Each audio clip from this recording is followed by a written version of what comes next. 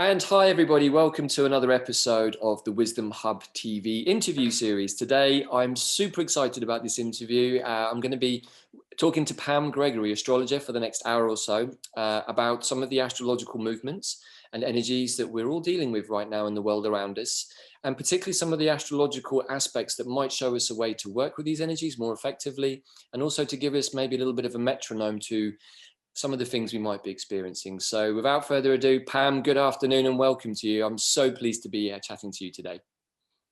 It's a real joy to be with you, David. Thanks so much for asking me. Really appreciate the opportunity. Thank you.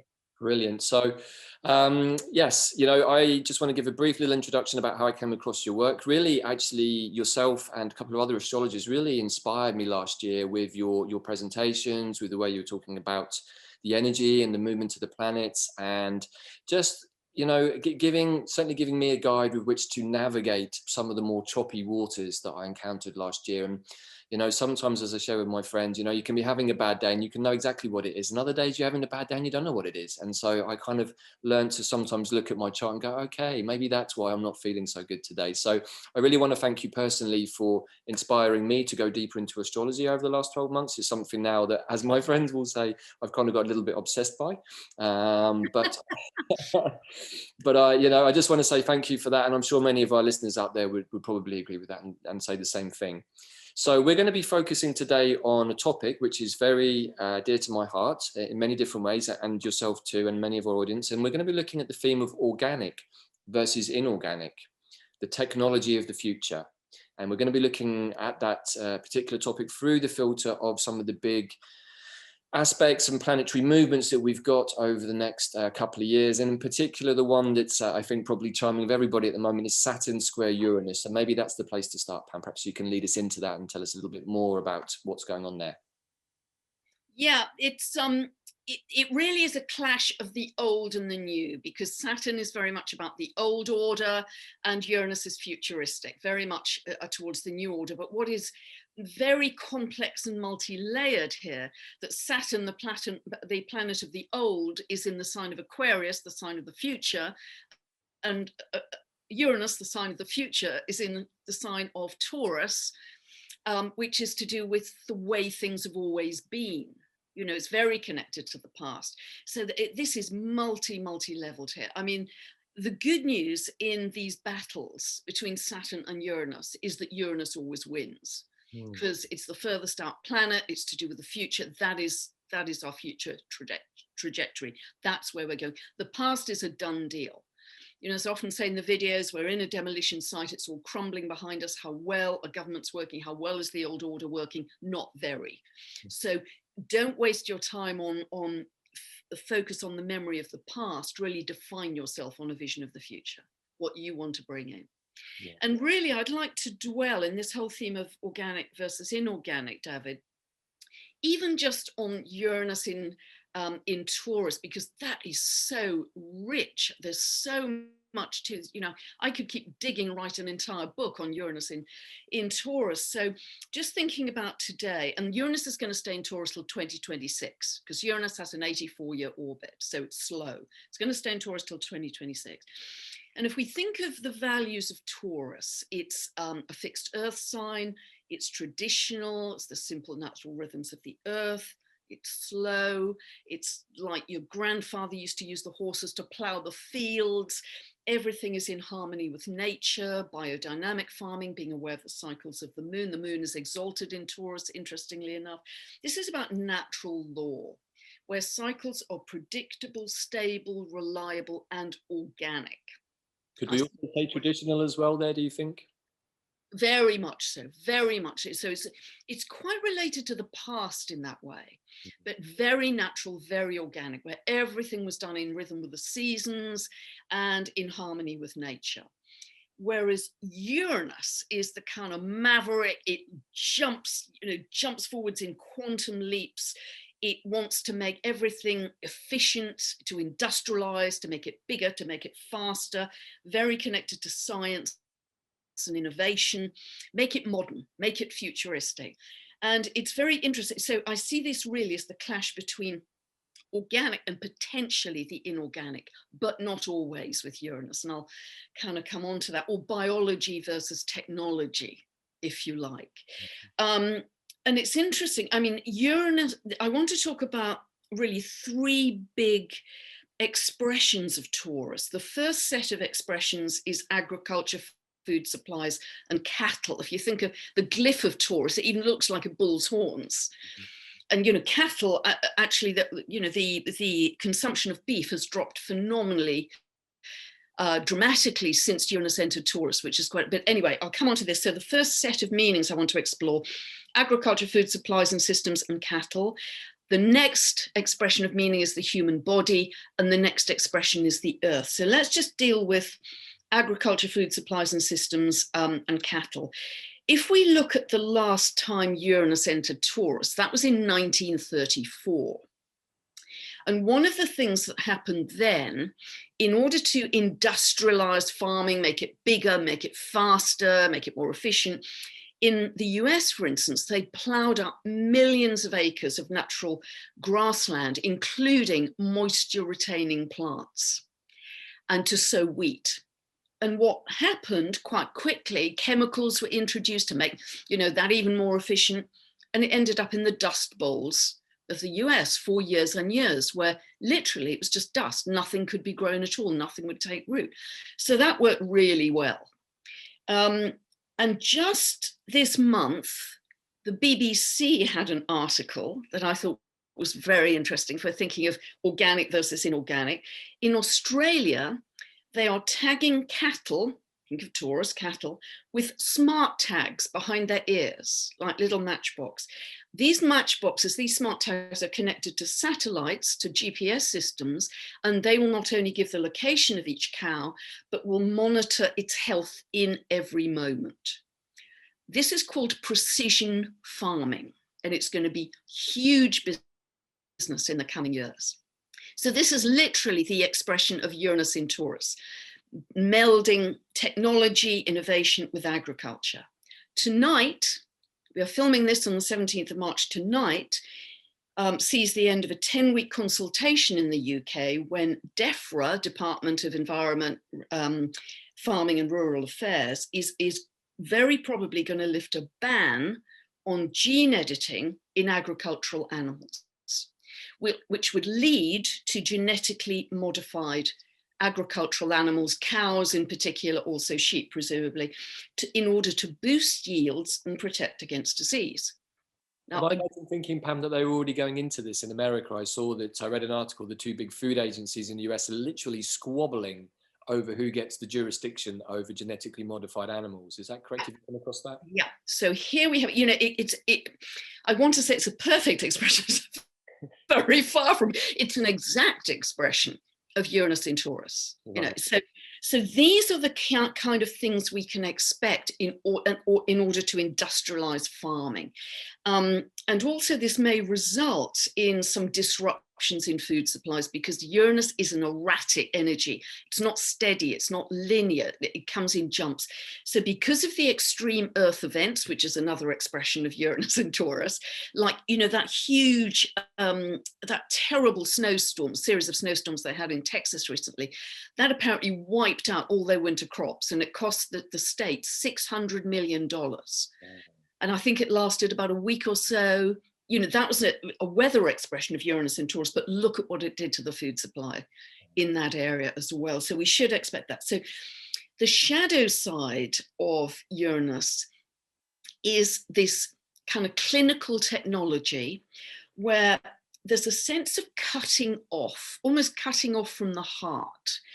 Because in myth, Uranus was castrated by his son Kronos, who's Saturn. He was castrated. And also emotionally, he disowned his children. Uranus had disowned. So there was an emotional cutting off and a physical cutting off because he was castrated. So you get this shadow side of cutting off. Now I see this in people's charts when the partner suddenly very savagely, out of the blue cuts off. That's how Uranus works in an emotional sense. But to me, this is a cutting, when it's in its shadow expression, it's like a cutting off from divine intelligence in nature. It's man knows better, because man is ever so clever, ever so smart, ever so sophisticated, way better than nature can ever do. And again, the shadow side of Uranus is that it can produce a kind of androgyny. This is true of Aquarius as well, and ultimately a sterility. Now, people listening to this will understand this in many ways, but here, you know, I'm just thinking in a limited sense of the agriculture, in that it has some dangers, let's say, when it's operating in its shadow side, and when things are rushed, because Uranus has this quick, come on, do it quick, we'll make so much better by next month, next year, it'll all be fabulous. Jupiter is an expansive planet that's moving through Aquarius, ruled by Uranus. So let's make it even bigger, and it's rushing through Aquarius at breakneck speed.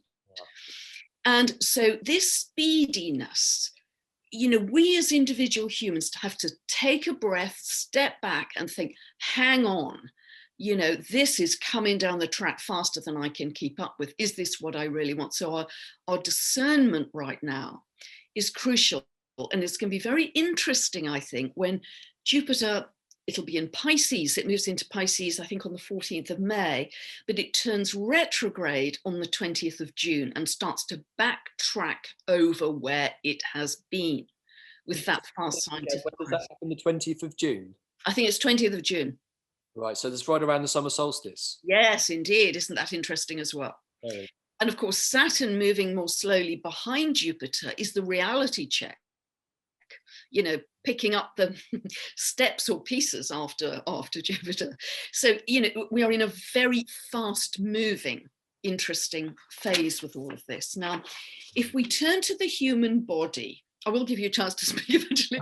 It's all right if I keep going on this. Yeah, please. I'm making notes. I mean, there's so many questions. If I got into the questions now, we'd never get to the rest of what you got to say. So I'm going to let you say all the things, and then we'll pick apart the really interesting bits for at the end. So that's cool. You rock on, Pam. Okay.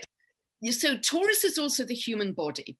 So how is Uranus operating in that context? Well, I think there's some very obvious ways it's operating out there in the world that I don't even need to go into. But chips have already been made, for instance, for diabetics, particularly diabetes type 1, which is so hard to regulate. Chips can be put in your body to help you regulate insulin, so you don't go into these dives and into comas. Chips have been developed where paralyzed people are now learning to walk again, which is miraculous and amazing. But chips such as the Neuralink by Mr. Musk have been developed, where what he wants to do with that is increase the rate, faster, increase the rate at which information can be transferred from your brain, where the chip is, to your computer and back again. And he's put this into the brains of monkeys who are now playing video games with their thoughts. And if we go back to, okay, if I consider that for a second, I feel like I might have hung out with some of those monkeys at some point. so if our test is ultimately going to be, does this honor divine intelligence? Then you have to decide in your individual discernment which of those examples honors divine intelligence and which perhaps does not. Because I think that's the crucial thing. And with the human body, even food produced in an inorganic way, is that going to affect our body? Because ultimately, what's fascinating here as well is Uranus is very linked to electromagnetic frequency. It's linked to electrics, it's linked to magnetism. And I think what's going to be a big deal going forwards is the actual frequency of food. Can we feel the frequency of food? Because I used to shop in supermarkets, haven't been into a supermarket for a year. And I was already, in buying my organic food in the supermarket, feeling it was dead. Had it been irradiated to be in the supermarket? I don't know, but to me, it felt dead. So if it's processed, you know, and now I get my organic veggies and fruit delivered weekly with no packaging or any of that. But Kirlian photography can see this. We can take a photograph with Kirlian photography of the aura of the cabbage. And we can see that it's full of light, it's full of biophotons, because as we well know, fruit and vegetables absorb light from the sun. That's how they get their energy to grow. Mhm. And indeed, you know, I know a couple of breatharians who haven't eaten in years, which is phenomenal. They take their energy, they don't go via the middle cabbage, they take their energy and information directly from the sun through sun gazing. So they don't need to eat, which is just amazing. But more and more, I think we're going to become lighter, less dense beings. We're going to eat less. We're going to eat more lightly. We're going to eat more raw. We're going to eat more organic. But the issue of the frequency of food and how we sense the frequency of food is going to be a big deal in our own, discernment of our energy body. And also, of course, taking the third expression of Taurus as the earth. We know the earth is upgrading at a huge rate. If you look at the Schumann resonance spikes this week, they've been crazy. You know, everybody is feeling this very strong energy. And because the earth is upgrading as a result of all that photonic light, gamma ray, neutrino light coming in, and we are sandwiched between the light and the earth, we inevitably have to upgrade. And I think more and more we are going to really get the principle that everything is energy, everything is frequency. And if you think of Uranus as the planet of awakening, the planet of electromagnetic energy, the planet that symbolizes frequency, it is also the planet that's linked to Kundalini energy and the third eye. Oh, interesting. So just really like to drop this in, that if we look at the best expression, or one of the best expressions of Uranus in Taurus, it is for us to develop an inner technology where we can drop into our heart breath, close our eyes, imagine we're breathing in and out through our heart like a lung, slow and deepen our breathing, still with our eyes closed, look up to this third eye. We start to activate the third eye. And I know you spent a lot of years in Buddhist centers and retreats, Davyd, and you've probably got 1,000 better ways to do it. But even that simple way is activating an inner technology. And I actually think that's one of the best possible expressions of Uranus in Taurus, the inner technology, the best of both worlds. But we are at a huge fork in the road and going forwards, and it's already starting to develop, you know, the way Uranus is going to express also in the world in terms of new technology. I think they're going to be very modern, flashy places that are opening up. If you have your correct paperwork, let me say, and your app, and they'll be, you know, buzzy and LED lights and mirrors, and it'll be very metallic and exciting. Uranus, exciting, futuristic, be wonderful. And only certain people can go in there, but there's a kind of sterility that comes with that. Whereas if we think of the Taurus aspect of that, that may be symbolized by, you know, the farmer shop down the road that's been going for generations, and it's a bit shabby, but it's full of fruit and vegetables that have light in them, and you can feel the divine intelligence in that place and the people who work there.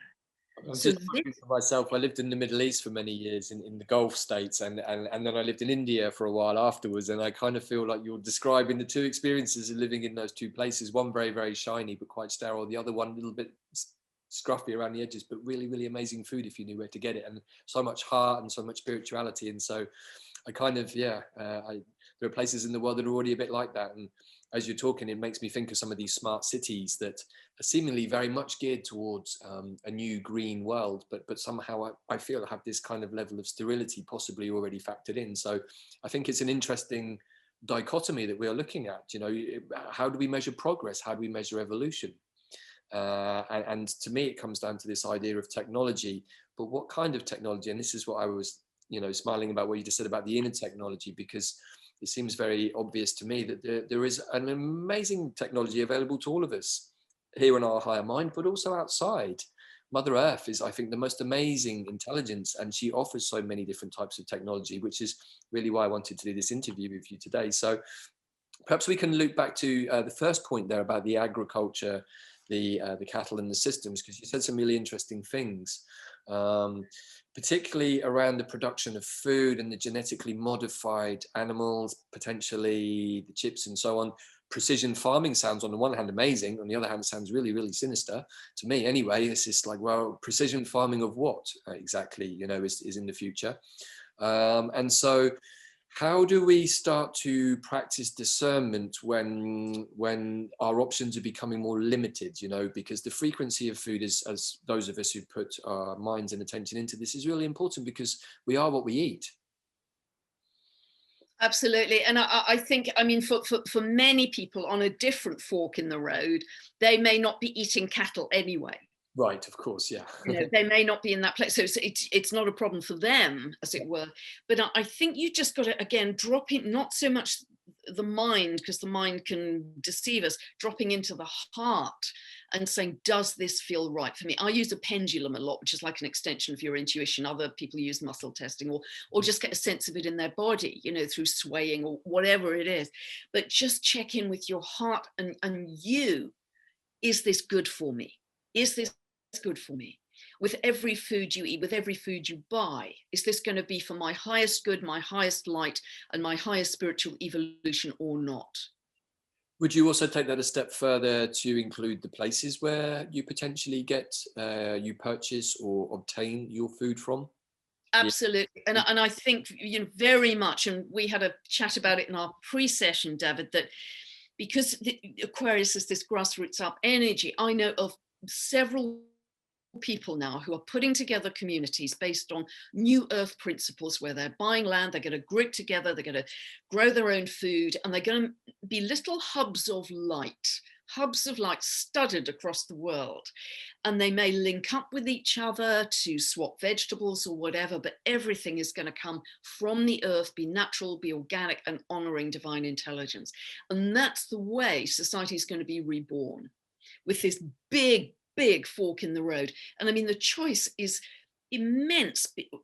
Well, it's actually very simple for you and me, but I mean, the divide is immense. The divide is bigger than we've ever known in our entire lifetimes, because the bandwidth of frequency is wider than we've ever known.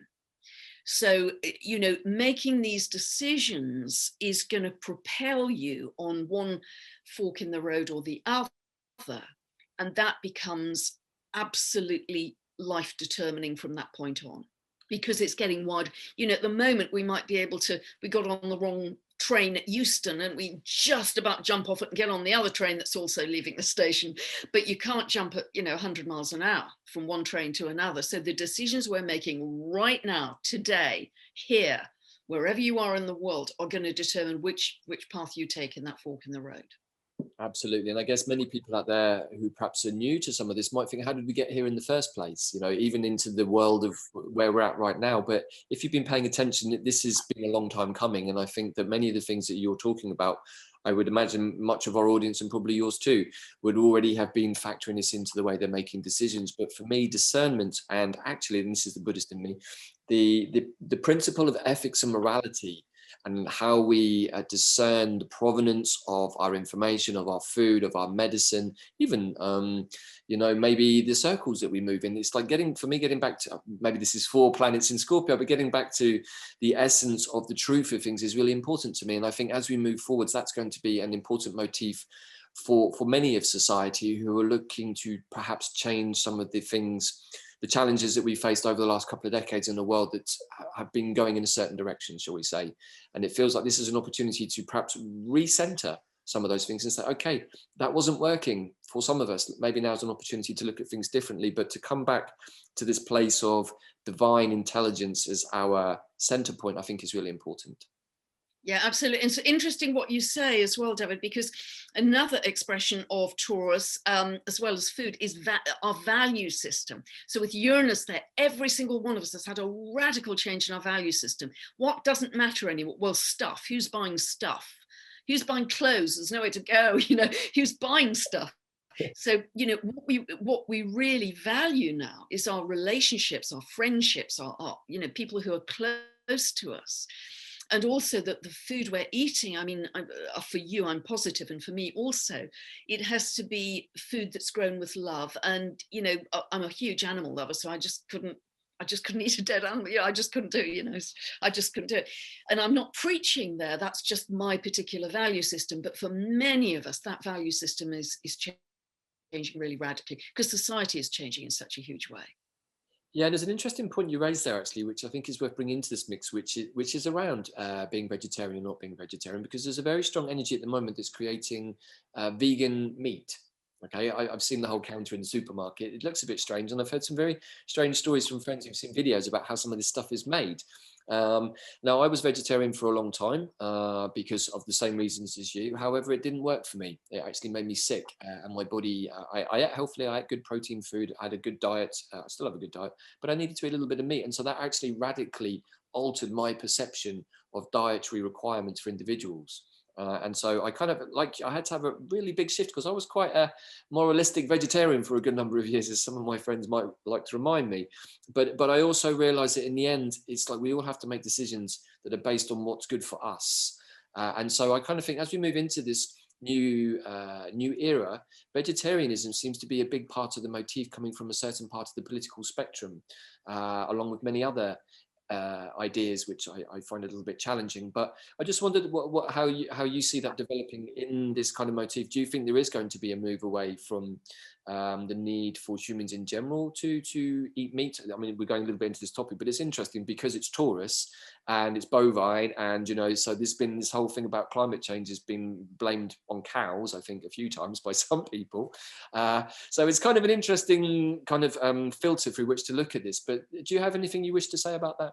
Yeah, absolutely, because we expected a radical shift in eating of cows, eating of cattle, with Uranus moving into Taurus, and the figures have dropped incredibly of people stopping eating meat and becoming much more vegetarian. But with regard to what you were saying, Davyd, about the vegan meat that was produced kind of in a laboratory, again, I'm back to how much light does it have in it. Initially, I thought that was a wonderful idea because, oh, isn't that wonderful? It saves animal cruelty and factory farming, and isn't that great?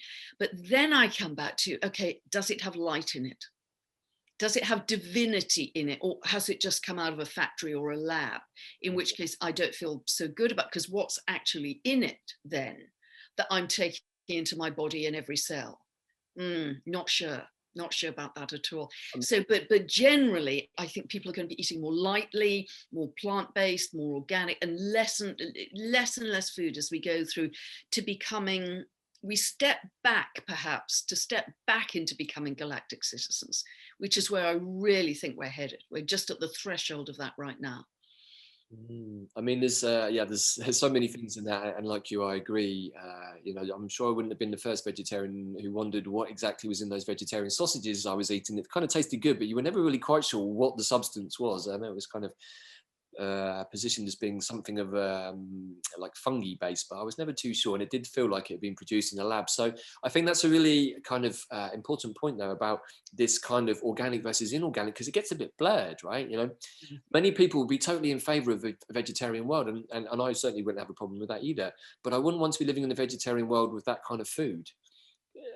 So that makes me equally uncomfortable. And also, this idea of Taurus being traditional and looking at agriculture of the past. Now, I'm not saying that we need to go back into the fields with the old wooden tillers, and I don't think that's necessarily what we're looking for. But what I think could be really interesting is becoming much more in tune with old heritage seeds and fruits of the lands that we live on that maybe have got forgotten in the excitement of having exotic overseas fruits and vegetables. Now, I love my avocados, but they're not a native plant to Britain. And I'm sure that we've got something equally tasty that perhaps has been forgotten over the last couple of hundred years. So do you see that Uranus moving into Taurus could be a sort of maybe new plants, new seeds appearing, or maybe old ones reappearing? Absolutely. This is very rich as well, because what I think will be happening with this new light is that the kind of fundamental, how can I say this, fundamental structure that we've known in nature, like the Fibonacci sequence, the flower of life, that is going to evolve to a higher level and will produce new species of plants and animals and fish and all the rest. But the other answer to that was in my head, Davyd, is you may have heard me talk about these Kuiper belt objects out in space beyond, Neptune and Pluto. Many of the archetypes of those are extremely futuristic and galactic in that they are really seeing reality from a quantum point of view, that you can create the jump, you can instantly set your intention, set your frequency, and manifest, like Homer, goddess of fertility in Hawaii, who was very regenerative and able to birth babies from legs, arms, all over the place. But she also has in her archetype an ancient shamanic connection to the earth, deep, deep connection to the earth. So does Sedna, who's way, way out there. And a lot of the archetypes of these KBOs, these Kuiper Belt objects, are linked to the indigenous tribes like Kwawa, who the archetype is all about that we can sing and dance our reality into being from a high frequency, because singing and dancing take you to that high frequency, and we manifest, we sing and dance our reality into being. All of them are linked to indigenous tribes that take us back to the ancient ways with the earth, the shamanic understanding, the harmony, the listening to the earth, not trashing it and exploiting it. So we're going to be kind of going in two directions as I see it. We're going to be leaping forward into a galactic understanding, but equally we're going to be coming way back to love the earth at the same time, and bring it on, I say.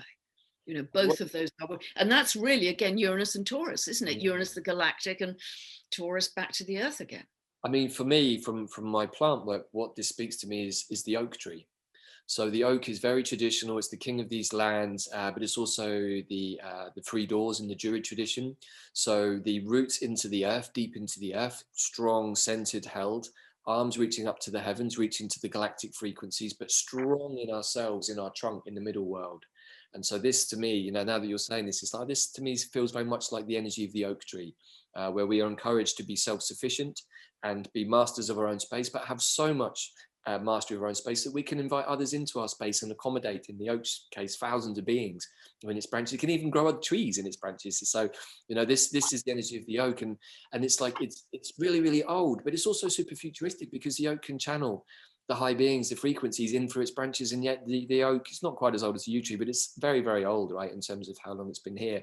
So this, sometimes when we think about the past, it can feel a bit archaic, right? It's people say, oh, you we're all just Luddites, you just want to go back to some archaic time when it was all better. And it's like, yeah, some part of me does want that, but I'm not such a Luddite that I'm not open to working with the technology that is available to us in the right ways. And I think that that's, to me, a really important factor. But you mentioned the quantum field, and I think this is really interesting, because to me this speaks of higher mind intelligence, but also how we manifest. This is how I understand the quantum field. Myself and my wife work as healers in the quantum field. We're quantum psychic healers. That's what we do. And so we know how effective this can be if we are nice and clear in ourselves.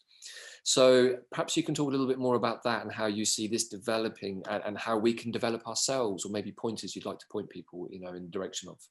Yeah, absolutely. And again, we're back to Uranus and Taurus, aren't we? It's the frequency in the body. So when we're able to raise our frequency, and we can do that by singing, dancing, strong breath work, yoga, candle gazing, all of those things that you and I, I'm sure, talk about all the time, that we can raise our frequencies. Then we set a very clear intention, present tense, for what we are already manifesting in our world.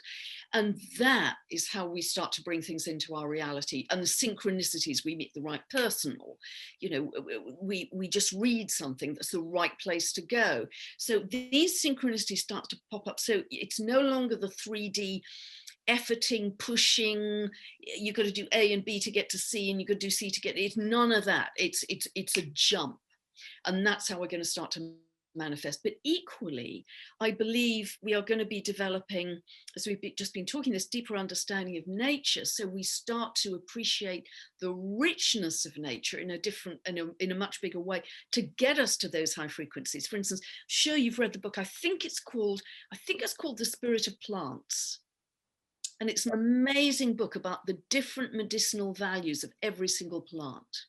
I've read lots of books about plant spirits and medicine, so there could be any number of them. I mean, it could be Pam Montgomery, Plant Spirit Healing. That's one of the most well-known books. My wife's also got a book coming out about plant spirit journeys later this year on Bear & Co. So, yeah, I mean, for me on that tip, my path to working on my higher mind has been through nature. It's been through working with the plant beings, the tree beings, the intelligence in nature, helping them to clean me out, tidy up my traumas, create more space in the vessel so that those higher frequencies come in. It's very difficult to absorb higher frequencies when you're filled with rubbish, you know, baggage, traumas, etc. So the process, this is where I find the marrying of Buddhism and plant work is very interesting, because the plants bring the Buddhist ideas to life. But Buddhism can be a little bit dry, and they used to call people dry logicians in Buddhism. They get a little bit too in their heads, too much lung energy, too much energy stuck up here, not enough in here, and it's impossible to connect to nature up here. You have to do it from here.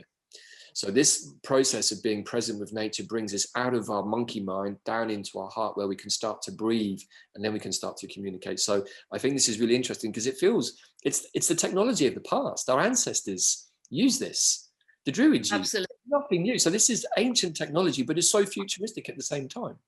And there's a couple of things are coming into my mind here, Doug. A good friend of mine, very gifted lady called Janet Trelawer, who channels a wonderful being called Zachariah. She taught me how to really connect with trees. She said, firstly, you have to ask the tree if you can approach it, because trees are very polite. And then you have to lean with your heart against the tree. You may know all of this, and just make that connection, start to feel the energy, the heartbeat of the tree. Then ask the tree to take from you anything you do not need, and then for the tree to give you back anything which you do need. And each part of that process takes several minutes. So the whole thing would take, you know, minimum 10 minutes or so. But you start to develop relationships with different trees that have different energies. And I'm sure this is bread and butter to you.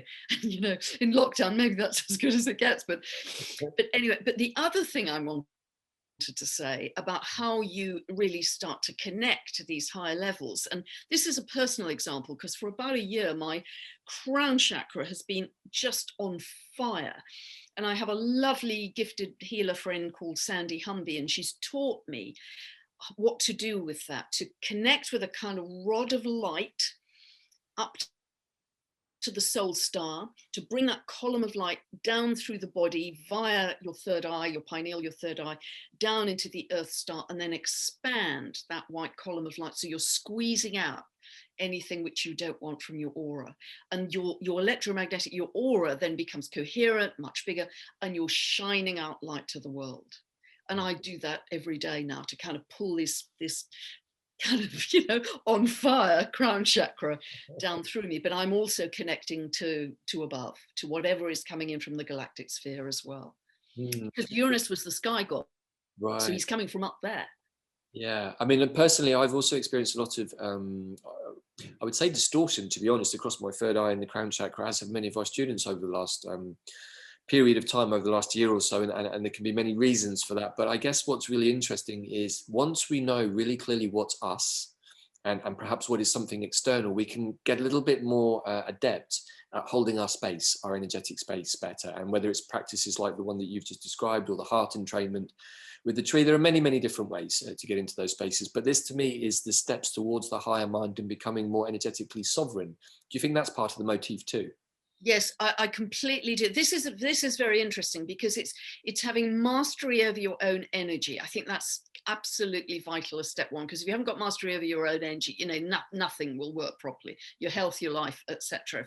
If we're scattered, that's why it's great not to ever watch the news, because that's just anyway. But having said that, having mastered our energy, and we are each becoming more individual, because Uranus is so strong, the Aquarius energy is so strong, we're going to be developing more of our unique talents. Equally, the Uranus and Aquarius energy is about the power of the people then coming together in community, because we know from all the massive evidence out there, whether you look at Dr. Joe Dispenza, Lynn McTaggart, whatever, you know, just 10 tons of evidence of the increased power of the energy and the intention when we come together with others in a group. It could even be a group of 6, a group of 8, or a group of several thousand, all coming together across the globe, holding hands digitally and spiritually, focused on a better world, a new earth, and making a difference. So we're starting to pull that new earth into reality simply by expressing those higher frequency emotions of love, joy, gratitude, appreciation, all of that stuff, and not knowing what the frequency match will be, just trusting the laws of quantum physics, that if that's what we're putting out, we've got to get a frequency match back in our reality. So just, you know, hitch your wagon to a star, trust those high frequency energies, master your own energy being, and then meet up with others, because that will really, these times are massive that we're going through, even for people who have some understanding. Nobody's finding it's a breeze right now. It's not a breeze. It's tumultuous. Not meant to be either, right? It's meant to be a challenge. This is the turning of a spiritual age, and I feel we are very blessed to have front row seats. Sometimes maybe the front row seats are getting pelted by the rotten tomatoes. And worse. Yeah. I wouldn't want it any other way. I feel like I've waited a long time to be a part of this. And, I just a couple of things there that I'd just like to come back to because they really resonated. First of all, the idea of trust. When we have absolute trust in the divine, we drop into the flow of the Tao, the flow of the river, and we stop worrying quite so much about outcomes. And I work a lot with my magic and energy way, the most appropriate. I'm always asking for what is the most appropriate thing for me now. So I don't place any expectation on it. And so whatever turns up is the most appropriate thing. So I can only ever be happy with that. I can never be disappointed. And since I started adopting that technique a few years ago, it's taken a load of stress off my head. So now I'm just like, look, I still have things I want to do, still have plans to make, etc., etc. But how I get there is less of a concern for me. I just say, okay, this is a prayer that feels congruent. I feel it in my body. I give it to spirit, and then I let go of it. And I just carry on. And then those sort of Uranian bits drop in. Okay, there you go. Bill, I wasn't expecting that, but hey, that's exactly what I needed. And so that leads me into the other point, which is about the motif of the Aquarian age, moving on from what we were just talking about being energetically sovereign. It feels to me that as we move into this process, we went through her story of the hive mind, the other world, many, many thousands of years ago. We then had the patriarchal period of the last 6,000 years, his story. And now I feel like we're moving into our story. And so this next age for me, I think, is going to be our story, and how to manage that, though, as sovereign beings where we can be self-masters, but then enter into a community where everybody is like that. That to me feels like the dream of the Aquarian age, is to be in community, which, as I understand it, is a large part of Aquarius, but also how do we enter into those communities as completely self-sustainable, self-sufficient individuals? Gosh, I think it's just actually doing exactly what you've just said, Davyd. It's so interesting when you were talking about kind of no attachment to the outcome. Of course, we're back to Uranus in Taurus. It's cutting off any attachment, because Taurus is quite attached. It's fixed as a fixed earth, so it wants to hang on to what it's got. Don't rock the boat. But Uranus is saying no. Cut off, just get into the flow of life at a higher level. So I think it is just really, as you say, completely trusting that you have mastered that as a process, that you just say, okay, for my highest good and the highest good of all, let it fall where it may. As long as it's for the highest good and highest good of all. I say that before every chart session I do, actually. Mm-hmm. And I also say that at the beginning of every day as well. So then there's so many wonderful divine synchronicities have happened in my life. You start to trust the process more. Once you get into that kind of flow, that modality of living that way, you just trust it more and more and more. And just let everything that's been in your past go, even if it's your home, even if it's an important relationship, if it's not right for where you're at energetically, because everything will come down to the frequency that you're at. And the way people are coming together in community, it is all about the frequency match. And if you're not on the same frequency match, that community won't come together, won't hang together. So that becomes the determining feature, not how much money you've got or which geography are you currently in. That's kind of irrelevant. Well, I mean, it's interesting. I was watching a celebrity cookery program on television yesterday, and the theme for that particular dish was holiday memories. And the way that it was phrased is that we cling on to our holiday memories so tightly that we need to recreate them. I'm like, well, I don't think I cling on to my holiday memories. I cherish them, but I'm certainly not clinging on to them and trying to recreate them. But this was how it was pitched to the people, who had that task to do. And I'm just like, wow, this is a very interesting narrative, that we are being encouraged to cling on to things in the past that have already happened, and we're trying to recreate them. So, it's kind of, for me personally, clinging on to things doesn't really ever give you anything other than a sore back from carrying a lot of stuff. Yeah, totally. And the age, if we really want to step into that higher path of the fork in the road, we can't hang on to anything from the past. Right. It'll be like a ball and chain for us. We just have to open up to the energy, and this is the the most tumultuous time of our lives, but it's the biggest adventure of our lives, energetically and spiritually. It's the biggest adventure we've had in many, many, many lifetimes. This is what we've waited for thousands of years. God, I'm going really goosebumpy now. So, you know, if this is it, we can't muck it up. We can't muck it up by saying, no, no, I actually really need to stay with this person or this home or this job or whatever. Yeah. We just got to let it all go, because, you know, if we truly believe in our frequency, then we know something much, much better is going to come down the road to replace it. And the past will seem like dust, almost like it didn't ever exist. It will just dissolve. And there's a process here, and this is why I wanted to emphasize about the trust, because, you know, when we have that trust, it gives us the power and the bravery and the strength to let go and say, okay, you know what, this is really painful, really challenging, but I understand and I trust that maybe this needs to go now. And it's interesting, I hadn't quite put the pieces together, Uranus and Taurus in that sense, but to me, you know, it makes perfect sense. And of course, in Buddhism, we're taught it's attachments and aversions that cause all suffering. And I meditated at length on that for a while as a student. I'm like, I couldn't find anything that didn't fit that bill. My aversion to something more, my attachment to it, those were the things that were causing me suffering in life. And so, interesting. The final piece I'd like to talk about for the sort of the final 5 minutes is just to come back to point number 3 and the Earth. Now, I'm sure you're aware, because I know that you're very aware of what's going on in the world, but there's been a huge earthquake swarm in Iceland, right, over the last 2 weeks. Yeah, yeah. In fact, I think there were about 17,000 over a 2-week period. I mean, it was just insane, because they do have a lot of earthquakes, but it's been mega, you know, it's been way ahead of normal. And you know, the earth is changing rapidly. She can't experience all, you know, it's working on a physical level, a cosmological level, but also a spiritual level, because the light is creating these upgrades. And if the Schumann resonance peaks, it has to affect the earth. It's affecting us. We are connected to the earth. We're not, you know, we've had this illusion that we've been separate and dominating of her.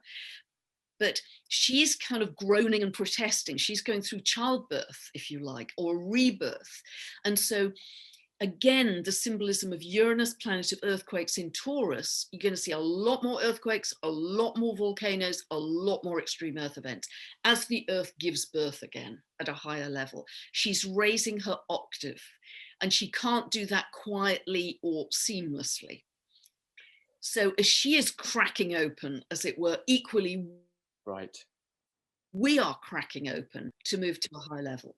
I mean, it's kind of like the seismic shifts in us are reflected by the seismic shifts in Mother Earth. The seismic shifts in Mother Earth are reflected in us because we are part of nature. We are, us humans, we are part of the natural cycle. And I think that for me, is the thing that's really been forgotten. There's so much separation, sometimes through the technology that stops people. People are experiencing nature through a computer screen. It's like, no, nature's outside. You have to go and take your socks off, walk barefoot on the land, breathe the clean air if you're lucky enough to live in Wales like we do, where we have mountain air. And for me, this comes down to the organic versus the inorganic. How are we experiencing reality? Are we experiencing it organically, or are we experiencing it inorganically? And I guess this is a question that's going to run and run over the next few years. But as we sort of come to our conclusion around this, Pam, do you have anything you'd like to share as a message of hope? I love what you said about the groups of light. Many of us have seen similar things in our journey work and our visions, and many of my spiritual friends would say the same, sort of a patchwork of light portals all over the planet, sort of almost self-sustainable, almost sovereign perhaps, working in these ways with higher mind technology, working with earth technology from the ground up to create sustainable ways of living that are not antiquated, are totally futuristic, but with a different type of technology. Is that something you'd like to expand on? Yeah, it really is, because it's happening now. It's not that we've got to wait 10 years down the road. It's now. I mean, I'm in touch with about 3 or 4 groups, and I know about half a dozen people who are doing this right now. They're connecting with other people. Some of them have already bought land or a farm. Others are looking for it right now. And they're connecting with their tribe, and they're saying, okay, how do we get a separate water supply? You know, how do we come together to make this happen in a practical sense? So it's not like this is a futuristic thing. It's happening now. And if it isn't happening for you yet, set that intention. I'm already easily finding people of similar frequency with whom I can start to build a community. And geography doesn't really matter. It'll just fall where it may. So set that intention, and very quickly online, you'll be connecting. I mean, the great thing about Uranus is the online bit, but then we've got to make it real on the earth. But it is happening now. These, you know, I talked in a video a few months ago about I see green shoots coming through broken concrete. And I'm really seeing that. I'm seeing the manifestations of the new earth, people coming together saying, no, we do not want to live in this mirrored steel, futuristic society. We're going to just duck out and we want to experience nature physically with our hands and feet in the mud, not virtually. I mean, when I have my morning walks in the forest, I never take a phone with me. Ever. I never take a phone with me when I go out at all, actually. I just never switch it on, actually. Because, and it's a very conscious decision. Yeah. My life is not about my mobile phone. Great. I could chuck it in the bin or down the look. You know, my life is not my mobile phone. I have to use a computer, but my grounding is absolutely the earth, and I'm reaching for the stars. And, you know, you mentioned a really important word there, which, of course, is a big part of new moons. And we also have equinox this weekend, is intentions.